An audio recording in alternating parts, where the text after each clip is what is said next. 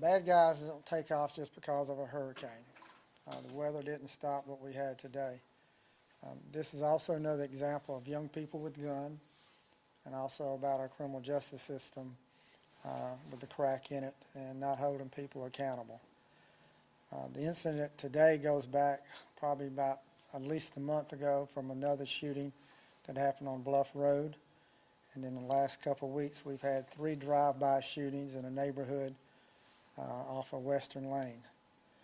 We've been investigating those drive-by shootings. They're associated with the shooting that happened on Bluff Road. That's another example of what happens when young people shoot. There's retaliation shootings, and there's been multiple retaliation shootings. As a result of the 3 retaliation shootings in the Audubon Oaks subdivision, we've been investigating and watching it and trying to apprehend those responsible. A little bit after 3 o'clock today, we got information that there was going to be another drive-by shooting. Our deputies responded. Investigator Robert Berry was able to get there very quickly, saw the white truck that was involved in the possible drive-by shooting, gave chase, blue light siren, gave chase. The truck wrecked in the woods at Fire Tower Road and Western Lane. We believe at least 3 suspects got out and ran. Investigator Berry was able to chase one into the woods. The subject would not follow his commands. He had a gun in his waistband, started reaching for the gun. Investigator Berry shot 1 time, did not hit him. He was able to make the arrest. He arrested Darren Miller, 19 years old, who has previous arrests for carrying a gun, breaking into cars. We did a manhunt and searching that area for the other suspects. We were not able to apprehend them. We've called off the search now, so there is not an active search going on. Our officer involved shooting team is investigating the shooting. They'll handle that part of it. We will handle the other part involving the drive-by shootings that's happened in Audubon Oaks. That community has lived in terror for the last couple of weeks. There's been well over 50 rounds fired in that neighborhood at a house. Again, this is a retaliation shooting for a shooting that happened some weeks ago on Bluff Road.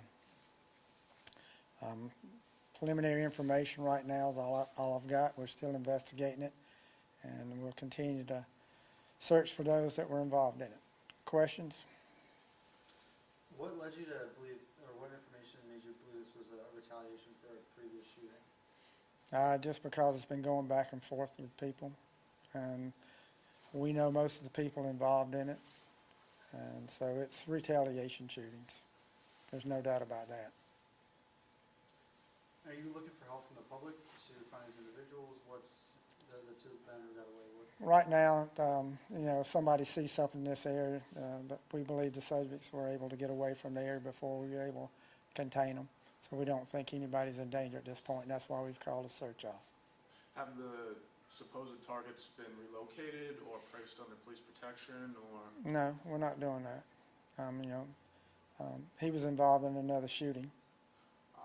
He's out on bond, and he won't relocate, and we can't force him to relocate. But again, we're protecting that neighborhood. That community has lived in terror for the last few weeks, and so we're working with everybody in that neighborhood to make sure they're safe. Today is a result of all of us working together, because we were able to stop it today before it went any further. I will say that the white truck that was involved today was stolen from the city of Columbia.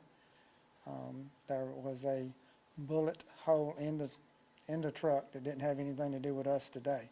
So there's probably a good chance that they've been involved in other crimes. Again, these are young people with guns who just don't care.